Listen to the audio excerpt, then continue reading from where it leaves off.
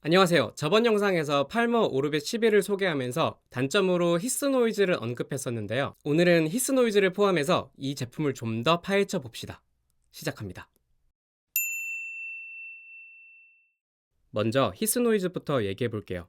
이 제품은 왜 다 잘 만들어 놓고 히스 노이즈가 이렇게 큰 걸까요?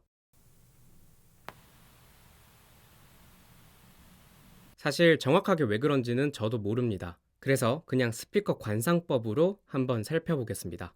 이건 저번 영상에서 보여드렸던 이 스피커 내부 구조인데요. 여기 앞부분은 미드레인지 트위터 동축 유닛과 카디오이드 효과를 위한 별도 공간으로 벽이 쳐져 있습니다. 그래서 가뜩이나 전체 사이즈가 작은데 우퍼 입장에선 용적이 또 한 번 줄어들었습니다. 여기서 추가로 우퍼를 2개나 사용하고 있기 때문에 용적이 더 줄어들었어요. 이게 어떤 효과를 주냐면 쉽게 말해서 주사기를 떠올려 보시면 됩니다. 끝을 맞고 주사기를 눌러보는 걸 상상해 볼게요.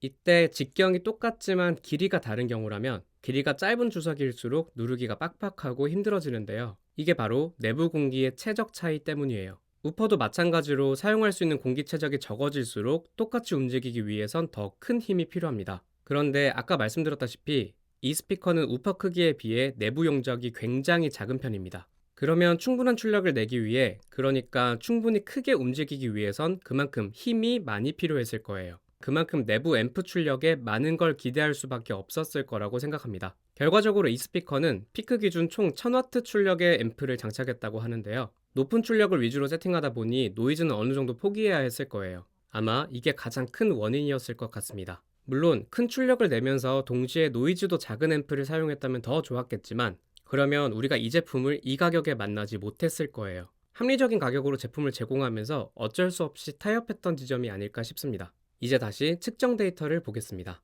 이 제품의 히스 노이즈는 에디파이어 MR4보다도 컸고 칼리오디오 LP6V1보다도 컸습니다. 그런데 좀 이상했어요. 해외 커뮤니티 ASR에서 몇몇 유저들은 이거 노이즈가 그렇게까지 크진 않은데?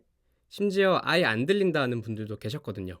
그래서 저는 제품 간 히스 노이즈 편차가 좀 있을 수도 있겠다는 생각이 들었습니다. 그러던 중 세 통을 한 번에 구매하신 분이 저한테 제품을 보내주셨고, 덕분에 이 세 통을 같은 조건에서 비교해 볼 수 있었습니다. 먼저 빨간색, 파란색, 초록색 그래프가 이번에 새로 비교한 세 통의 그래프인데요. 참고로 말씀드리면 이런 방식의 노이즈 측정은 절대값이 아닙니다. 어디까지나 동일한 조건에서 측정한 데이터들끼리 상대 비교만 가능하다는 걸 알아주세요. 아무튼 생각보다 편차가 컸습니다. 제가 측정한 샘플들 중에는 초록색 3번 제품이 노이즈가 가장 낮았고 빨간색 1번이랑 비교하면 최대 5dB까지 차이가 났습니다. 그리고 제품 상단 조절부에서 앰프 출력을 마이너스 20dB까지 낮췄을 때 노이즈가 줄어드는 양 또한 1, 2번 제품에서는 그 양상이 비슷했지만 3번 제품이 유독 더 많이 줄어들었습니다. 이건 마이너스 20dB를 낮춘 모드끼리 비교한 건데요. 초기 리뷰 때 측정했던 제품이 회색이고 이건 빨간색 1번과 비슷했습니다. 그 다음으로 파란색 2번이 조금 더 낮았고 초록색 3번 샘플이 여전히 가장 낮은 노이즈를 보여줬습니다.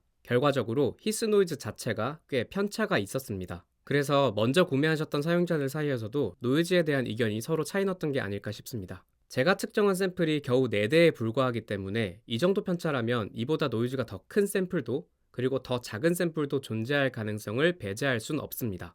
그저 데스크탑용으로 한 조를 구매했을 땐 양쪽 제품 간 노이즈 편차가 크지 않기를 기도하는 수밖에 없어 보입니다. 결국 어른들의 사정, 그리고 비용 문제가 아닐까 싶은데요. 제조사 입장에서는 시장에 이렇게 새로 진입하면서 저 같은 리뷰어들과는 비교할 수 없을 정도로 깊게 고민하고 타협한 결과일 테니까요. 만약 팔머에서 차기작이 나오게 된다면 또 어떤 설계 방향을 가진 제품이 나오게 될지 기대됩니다.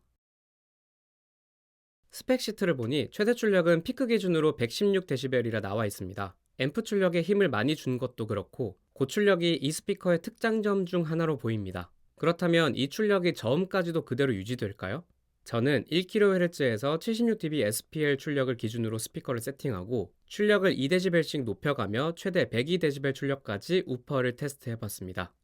약 86dB까지는 주파수 응답을 그래도 유지하는 편인데 그보다 높은 출력에서는 저음을 내지 못하고 있었습니다. 여기서 잠깐, 86dB도 충분히 큰 소리입니다. 그런데 과연 더 큰 소리가 필요한지 궁금하신 분들이 있을 거예요. 우리 인간은 저음부터 고음까지 모든 주파수에서 크기가 동일한 화이트 스펙트럼보다는 옥타브당 3dB 경사를 가지는 핑크 스펙트럼과 유사한 밸런스를 평탄하다고 인지합니다. 그래서 우리가 듣는 음악들도 사실 저음으로 갈수록 소리가 더 커지는 경향이 있습니다. 따라서 1kHz를 기준으로 한 옥타브가 낮아질 때마다 원칙적으로 스피커가 부담해야 하는 출력은 3dB씩 높아지게 됩니다. 500Hz, 250Hz, 125, 63, 31.5 이렇게 5옥타브를 낮춘다면 이론적으로 약 15dB를 더 크게 내어줘야 하는 상황이 됩니다. 그리고 여기서 추가로 우리가 듣는 음악과 영화 속 소리 중 저음은 주로 순간적으로 크게 치고 빠지는 성분들이 많습니다. 킥 드럼이나 폭발음 등을 생각해 보시면 바로 와닿으실 거예요.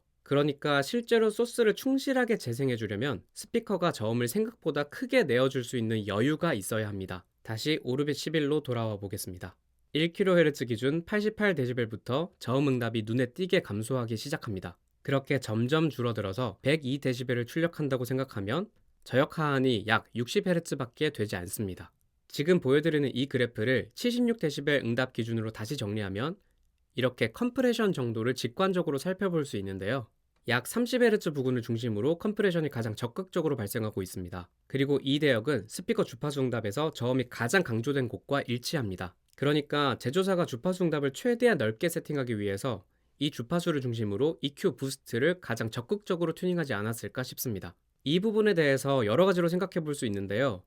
만약 처음부터 스피커 저역 하한을 약 50Hz 정도로 세팅하고 제품을 만들었다면 20Hz대부터 재생하는 풀레인지 스피커 취급은 받지 못했겠지만 그래도 반대로 100dB이 넘는 고출력에서도 컴프레션이 거의 발생하지 않고 음색을 유지하는 강력한 제품으로 소개되었을지도 모르겠습니다. 그러나 이 제품은 대역폭을 위주로 세팅했고 결과적으로 출력을 높이면 제품 사양에서 주장하는 대역폭을 유지하지 못합니다. 일반 소비자용 홈오디오 제품이었다면 저출력에서는 과감하게 저음을 내어주고 높은 출력에서는 자연스럽게 제한이 걸리는 이런 세팅이 꽤 만족스러울 수 있습니다.